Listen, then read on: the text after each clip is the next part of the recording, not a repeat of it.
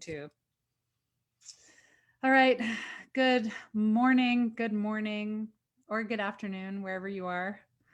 I was inspired today to talk about ask and it is given. That I guess it's come to my attention several times this week. The Bible verse, ask and it shall be given to you, seek and you shall find, knock and the door will be opened. And when I first heard that verse, like as a little kid, I remember thinking, well, I'll ask for something and then I should get it.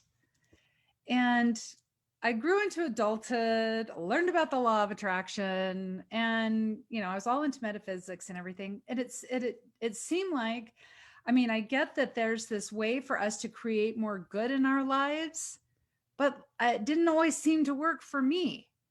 Like I felt like, well, I think I'm asking, or maybe I'm not asking the right way. Maybe I wasn't even asking at all and just hoping for something. And Jesus actually addresses this in another version of this verse.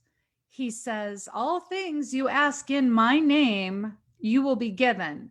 And asking in my name, when he says that, he's saying, ask from the Christ consciousness, ask from your centered self, ask from yourself that's full of faith and knowing, right? Not the doubtful self that's like, oh, I could never do that. That's so big.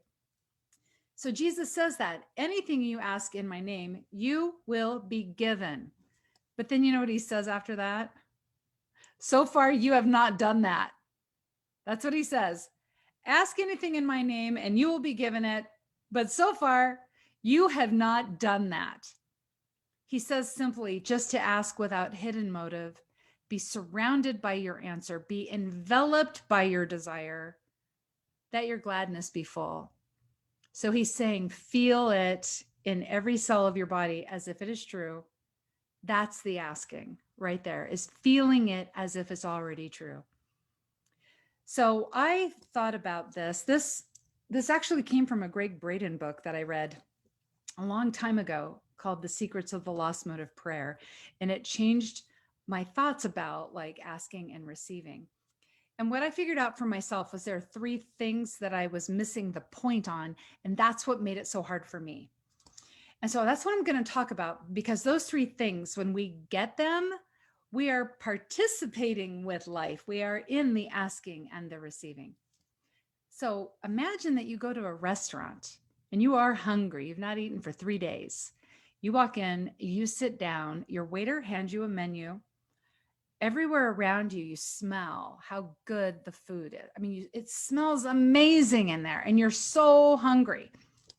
The waiter stands right there. He has nothing else to do but wait for you to look at that menu and pick out something, pick anything. And then he will take your order. He will go straight into the kitchen where there's a chef and she's waiting. She's got everything she could possibly need to make anything on that menu. She's just waiting to find out what you want, right? All you have to do is look at the menu, pick something out, and ask. Tell the waiter. Now, I always thought asking meant speaking it out loud. And so I thought, well, if I'm not directly asking for something, that must be why I'm not receiving something. And so much of my life, I felt like I didn't know exactly what to ask for. I was like, well, I hope something amazing happens. That was basically as much of an asking as I ever did. But I just never was getting anything. But actually I was. I was always in a state of receiving. I just didn't get that I was in a state of receiving. If you go back to that restaurant, if you're sitting there, if you're still looking at that menu and you haven't placed an order yet, you're asking to sit there and be hungry. That's what the asking is. The chef cannot make anything until she gets the order from your waiter. Your waiter cannot take an order in there until you ask for something on that menu. But if you are not asking for something on the menu, you're asking to sit there and be hungry. So I think this is where the little bit of wisdom comes from. You keep doing what you're doing and you'll keep getting what you're getting. And that's what I used to do. I wanted something, but I didn't know what that was, but it was amazing, whatever that was. And so I just kept doing whatever I did and kept getting whatever it was I was getting. So that was the first thing I really had to understand. We are always asking, right? It's just not our literal words. We ask through what we do, but not even exactly what we do. We're asking through how we do what we do. And then the universe responds to us. The universe responds to how we feel about what it is we're doing. And the universe is responsive and interactive with us in this way because we are a physical expression of source energy. We're not separate from it, though. We're still swimming in it, we're still deeply connected to it. And so it's aware of every feeling that we have. That's why Jesus said, be enveloped by your desire, that your joy be full. Be enveloped by it. You're feeling it in every part of your body.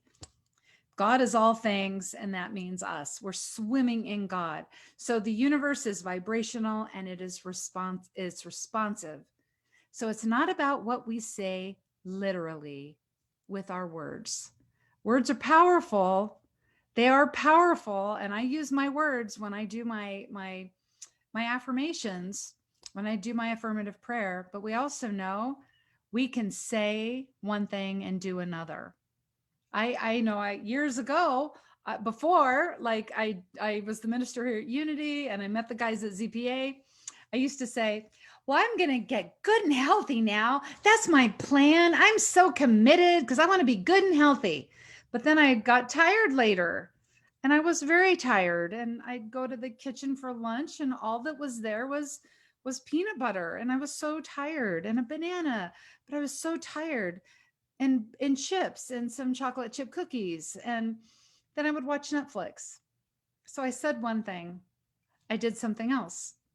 Right? Somebody may get excited about a promotion at work and they tell their family, I'm perfect for this job. I'm going to go straight to my boss and say, I want this job. I'm perfect. I have so much experience and I've got these ideas.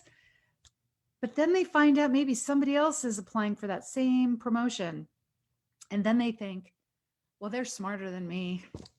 They've been here longer. I don't stand a chance. I'm just going to look like an idiot if I try for that promotion.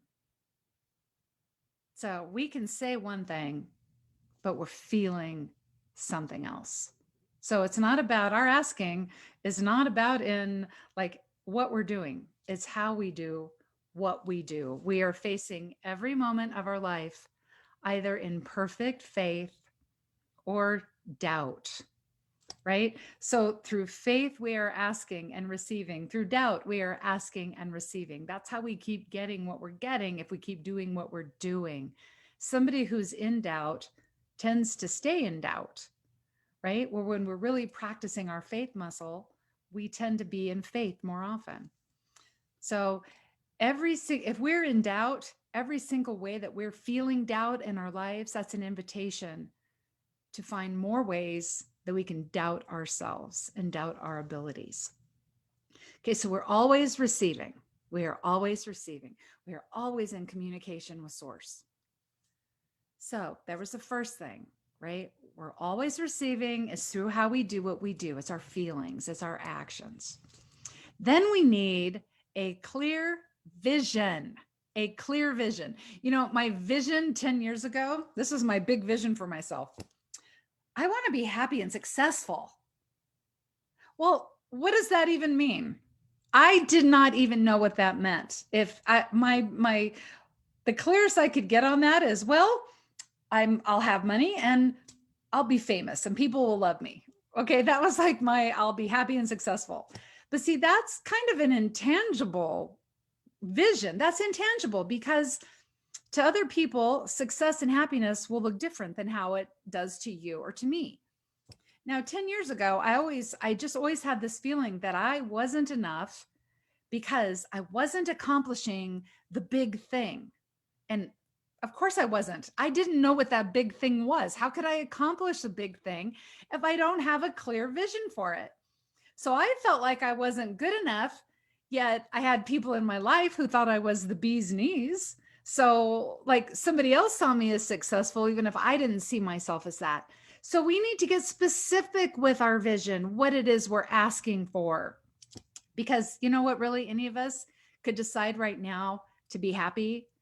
And even if we're really, really struggling, we could go through the steps a little bit at a time and incrementally increase our happiness. We don't need anything out there to change for us to be happy, right? We just do the inner work. So we need to get specific. You would not want to join in a scavenger hunt and be the only person in the scavenger hunt who didn't get a list of things to seek. Scavenger hunt is weird stuff. Like, it could literally be anything around you, right? Or in your environment. You need a list. We need something specific when we are coming up with our clear vision. Back in 2012, I found this quote from Meister Eckhart. When the soul wants to experience something, she throws out an image in front of her and then steps into it. The soul throws an image. Okay, this is clear vision. She throws an image out in front of her and she steps into that vision.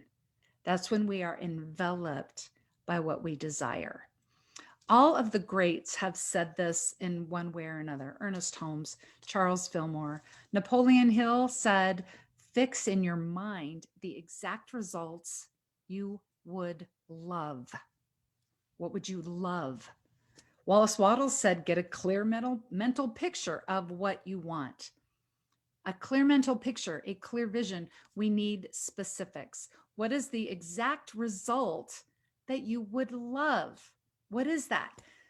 What is the exact result so that you can be asking and receiving, seeking, finding, knocking, and having all these doors swing open for you? Sometimes to get a clear vision, sometimes what helps is getting a why. Why do we want what we want? Well, I want to do this because then my life will look like this instead of this.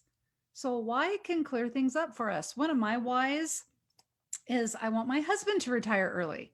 So I want to make enough money so he can retire early if he wants to. I mean, my vision can't be about what he does. But my why in this vision is if I were to make enough money and my husband could retire early, he'd cut up a bunch of vegetables for me. And so I wouldn't have to cook. And like, I hate cooking. See, you need a why. You need a good why, one that you can really grab onto. Okay. So that why then often can help us get more clarity. So now we're focused on it. We're enveloped by what we desire, that our joy may be full. Now we have a place to direct that creative power of the universe that's working through us, for us, and as us.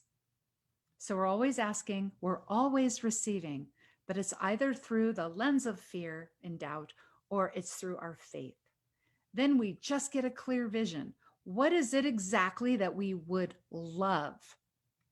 Then we have to ask for what we really want. This is a good one.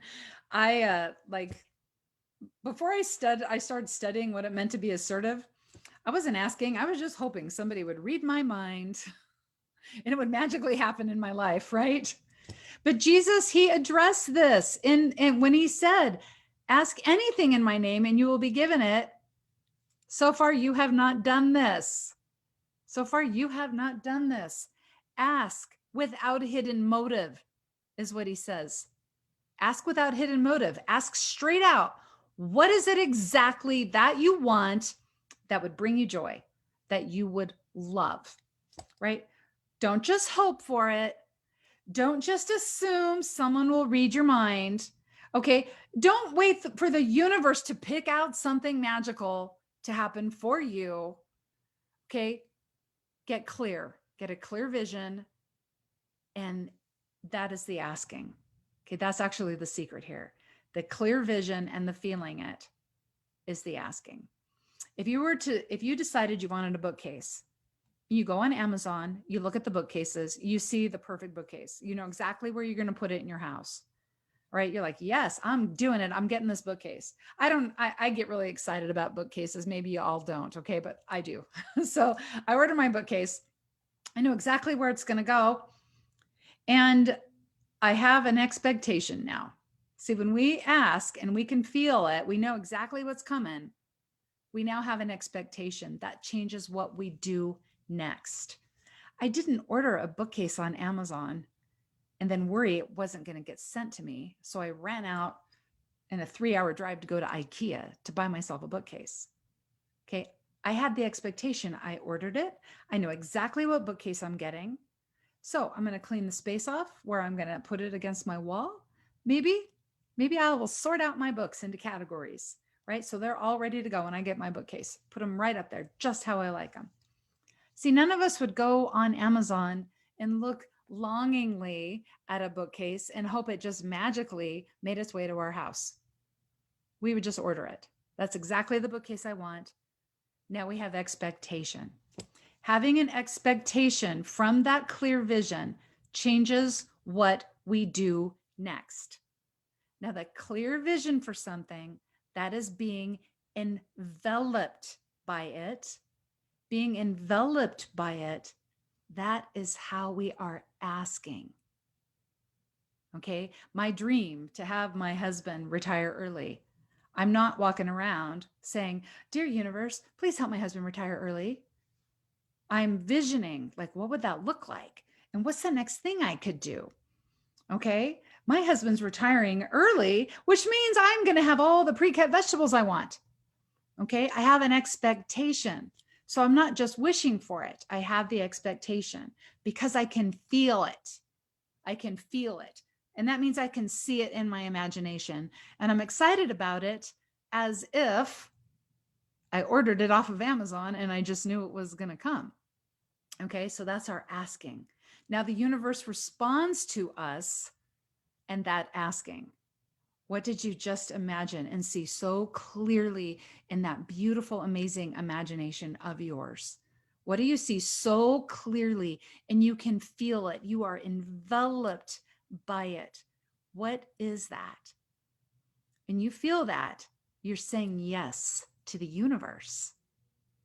If you can feel it, you've asked and you've said yes. And now the universe will respond.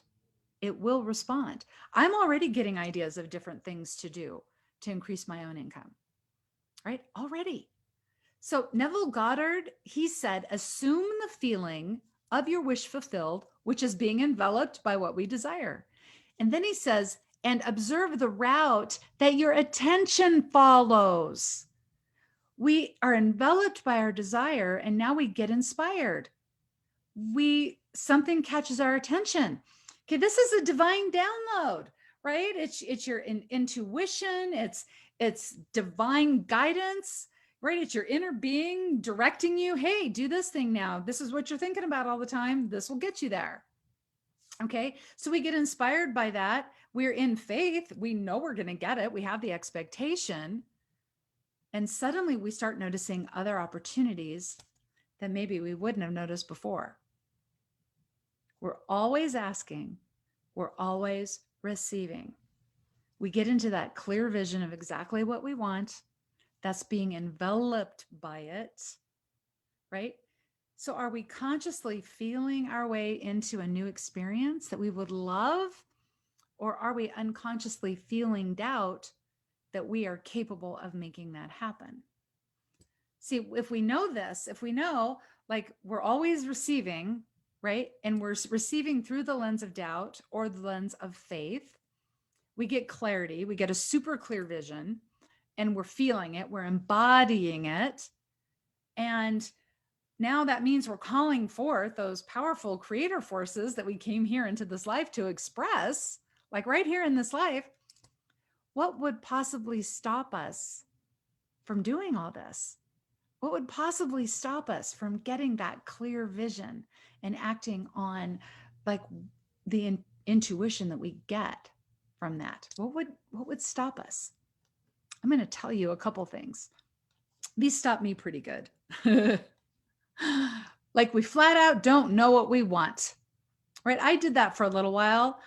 How that looked though was, well, what I wanted, I don't think it worked out. So I'm not meant to do that. I don't know what I want to do. I don't know what I want. Sometimes we don't know what we want. And so a real simple thing to do is just list out a bunch of things you don't want. Turn all those into affirmations, right? I don't want a sore back. Okay, well, what do you want? I want flexibility and vitality, right? I don't want to, um, I don't want to be bored all the time. Well, what do you want? Oh, I want to be expressing my creative juices. Okay, well, what would that look like? Right? So we can list out what we don't want and turn every single one of those into our denial. Okay, my low back has no power of me. It can't keep me from being creative. It can't keep me from singing a song, right? My boredom has no power over me. It can't keep me stuck in this house and bored and staring at Netflix all day. Like I have creative powers that are urging to come out right now. We turn it into a denial and then into an affirmation. I'm embodying more vitality every day. Every day in every way, I can feel a little more flexible, right? Every day in every way, I'm expressing my creativity a little more. I'm finding I'm just sitting and doodling now. I'm like, that's a good start. Okay, so that's one thing we can do. Sometimes what stops us is we think we have to have it all figured out, right? Oh, you get this big inspiration. It seems amazing, but then you have a minute to think about it. And your little saboteur, this guy that sits right here that looks just like you, but is only this tall, your little saboteur sitting there saying, that's going to take a long time. And you know what? You may not be smart enough to do that. And do you really want to commit a couple years of your life to that? Why don't you instead do this little thing? Because you could do that, no problem. There's no chance you'll fail if you do this little thing.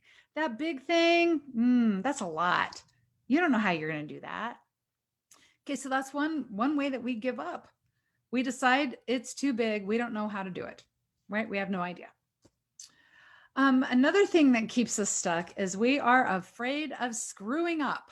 We're afraid of making a wrong decision, right? When we get an inspiration to do something, we are also given the means of calling that forth into our life. But that means we have to surrender. And that means we have to follow a step-by-step program of divine instruction, one little step at a time. We are never given the guarantees through inspiration, through intuition. Never are we given the guarantees. So you may be inspired to start a garden, to buy a farm, to start a new business, to get a new job, to start a relationship, to end a relationship. And then it turns out differently and you feel like you failed. Okay? But see, that's all of life. If we stay stuck in the same place, ignoring our intuition, we could fail at that too.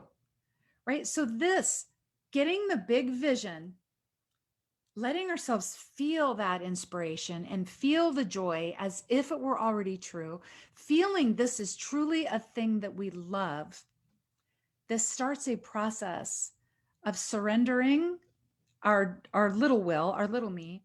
We surrender to divine will. We go through a process, we're expanding our consciousness. We are growing our inner resourcefulness. We are having new experiences. We are stepping out of our comfort zone. That's what this is all about. Yeah, in the long run, things may not work out. But as we have continued to follow divine instruction, I mean, I look back, I can see dozens and dozens of things that didn't work out. And yet here I am, like I have my dream job. And so now I look back and I'm like, yeah, I'm okay. That taught me something. I grew my inner resourcefulness, is what I did. I got better at stepping into my Christ consciousness, is what I did. I got more curious. That's what I did. So none of it was really a failure, right? We're still getting that opportunity to expand our own abilities. We're strengthening our connection to that understanding of divine guidance. And we're calling forth more of our divinity out into our life. We are increasing the amount of time we're in our Christ consciousness. We are like expanding how much of ourselves we're putting into our Christ consciousness. Like we're just going all in, is what we're doing, no matter what's going on out here. Neville Goddard said, creative power will not operate itself. This is interesting because at first I thought, well, wait, I want the universe to tell me what to do. But we are, each of us, an expression of that universe. There's not a Father God out there that's going to tell us what to do. We are the emanation of God in this world. I'm not saying we don't have divine companions and guidance, but we are calling it through us, for us, and as us. The universe is not going to do all the work. We have to have that clear vision and asking. Then we start the process of the universe responding to us, right? The universe is not going to do the work. It's not going to give us all those guarantees, but we flex our faith muscle, which means we get better and better at being the powerful creators we came here to be. So are we in faith? That opens the doors. If we're in doubt, we're not going to see those doors, and we got to keep trying. Got to keep trying. I love the mantra, if it's been done, it can be done. Somewhere somebody has moved out of struggle. Somewhere someone has overcome their own suffering. Somewhere someone brought a big idea into manifestation in their life. Somewhere someone created perfect health, perfect love. And if somebody did it, that means anybody can do it. If it has been done, it can be done. We don't have to have it all figured out. We just have to be willing. We just surrender to the divine. We surrender to divine will, and then it responds to us and it gives us an instruction. That's just what we do. God doesn't call the qualified, God qualifies the called, right? If you have the idea, you will be given the means to call it into your life. Okay, whatever we are not changing, we're choosing. That's what we're receiving. If we're not changing something, we're receiving the not change, right? Rumi said, this is one of my favorite poems. The breeze at dawn has secrets to tell. Don't go back to sleep. You must ask for what you really want. Don't go back to sleep. People are going back and forth across the two door sills where the two worlds touch. Oh, I'm sorry, across the door sill where the two worlds touch. The door is round and open. Don't go back to sleep. That breeze at dawn, that is inspiration. That is divine guidance. It is gentle in its unfolding. It's not pushy. It is not demanding. It is an offering. And we welcome it and take it in, but we don't have to. It's not going to force us to do that. So that's the breeze at dawn. And don't go back to sleep means don't go back on autopilot. Listen to what that guidance is telling you. Listen to what it is offering to you. Ask for what you really want. What is it that you are excited about?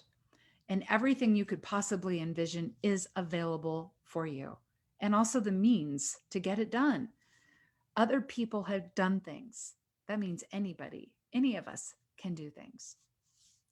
The door is round and open. Don't go back to sleep. My biggest ask, I think I ever asked, and in the last 10 years anyway, was what am I supposed to do now? Was my biggest ask. I surrendered. I just threw my hands up and surrendered. It was January the 13th in 2017. I said, show me what to do next. I give up. Show me what to do next. I surrendered, and here I am. Ask and it shall be given to you. Seek and you shall find. Knock and it shall be open. For whoever asks receives. He who seeks finds. And if you knock, the door swings wide open. And that is how we create heaven on earth. So until next time, remember, you are the activity of spirit in a body. You are the heart and the hands of spirit in this world. You are soul designed to do all of this stuff. You are soul designed for growth and goodness. In everything you do, you are blessed. And so it is. Thank you.